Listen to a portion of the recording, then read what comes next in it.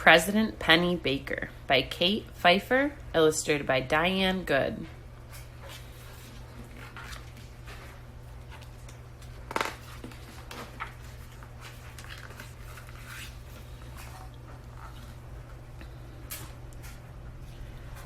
On a not too sunny but not too cloudy, not too hot but not too cold Saturday afternoon in May, Luke Pennybaker asked his father one question because Luke Pennybaker wanted just one thing. "Dad," he said, "can I watch TV?" His dad didn't say yes, as Luke thought he should have, and he didn't say no, as he usually did when Luke asked him if he could watch TV. Instead, he answered Luke's one question with 5 entirely different new questions. Luke thought that was unfair because one question deserved one answer, not 5 more questions. Did you clean your room? Did you eat your lunch? Did you brush your teeth this morning? Did you feed the fish? Did you ask your mother if she needs help with anything? No, answered Luke. Then he asked again, "So, can I watch TV?" This time, his dad gave him just one answer: no. So Luke Pennybaker cleaned his room, ate his lunch, brushed his teeth, fed the fish, and asked his mother if she needed help with anything. Then he went back to his father with his one question: "Dad, now can I watch TV?" Luke Pennybaker's father looked at his son and said, "No."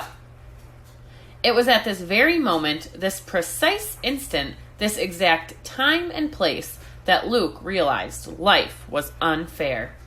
A few moments later, after Luke yelled as loud as he could and was sent to his room, he decided that he would do whatever he could to make life fair. And so goes the story of how Luke Pennybaker became the youngest boy ever to run for president. Luke went to school that Monday and announced his candidacy. "Please vote Pennybaker for president," he said. "I promise to make life fair. I promise that if I'm elected president, you'll only have to do homework when you want to. I promise that if I am elected president, you'll be able to eat dessert any time of the day and go to sleep as late as you want to. I promise that if I'm elected president, every child in America will get a dog or a cat or a hamster or a gerbil or a rabbit or an iguana." The children in Luke's school all cheered. "Pennybaker for president!"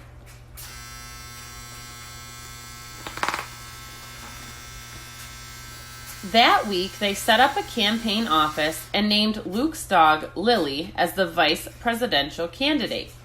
They put up posters and called their cousins, asking them to send their pennies to the Pennybaker for President campaign.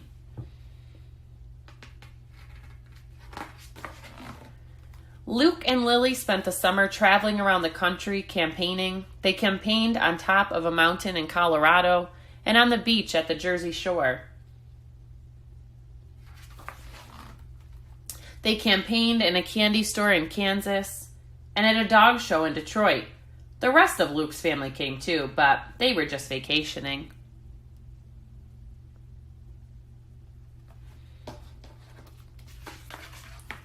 On a campaign stop in New Hampshire, a reporter asked Luke what party he was in. "Luke, are you in the Democratic Party or the Republican Party?" Luke replied, "I'm in the birthday party." He told the reporter that in the birthday party, kids get treated like it's their birthday every day of the year. They get to eat cake and ice cream and open presents every morning.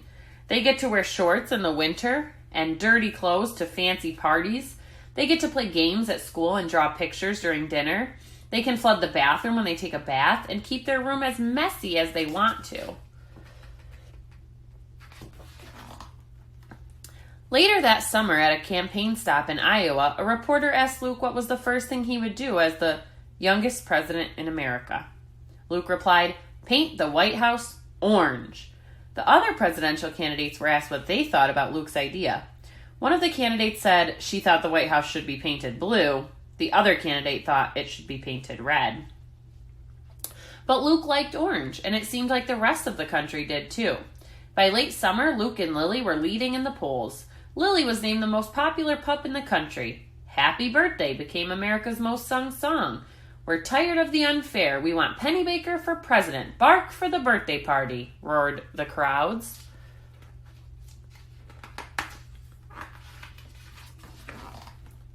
To show his support, the current president bought 40 gallons of orange paint and started to paint the White House.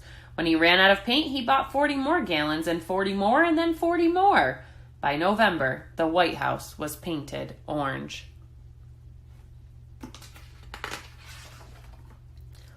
On election morning, Luke went to cast his vote, but was told he couldn't vote because he was too young.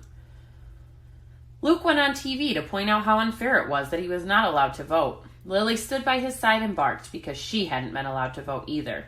"We'll vote for you," said the voters. Luke and Lily won the election by a landslide.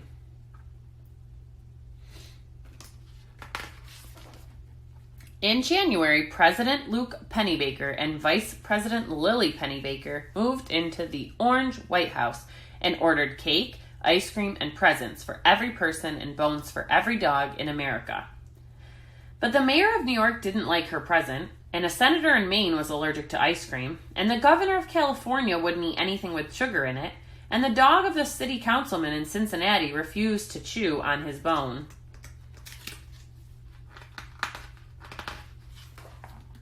And the phone started ringing, and Lily wouldn't stop barking, and everyone wanted to talk to President Pennybaker. They needed him to come here and go there, look at this, and talk about that. And all President Pennybaker wanted to do was watch TV and ride his bicycle and read his books and play with his toys. He even wanted to clean his room, eat his lunch, brush his teeth, feed the fish, and help his mom. But he couldn't because he was far too busy being president. It wasn't fair.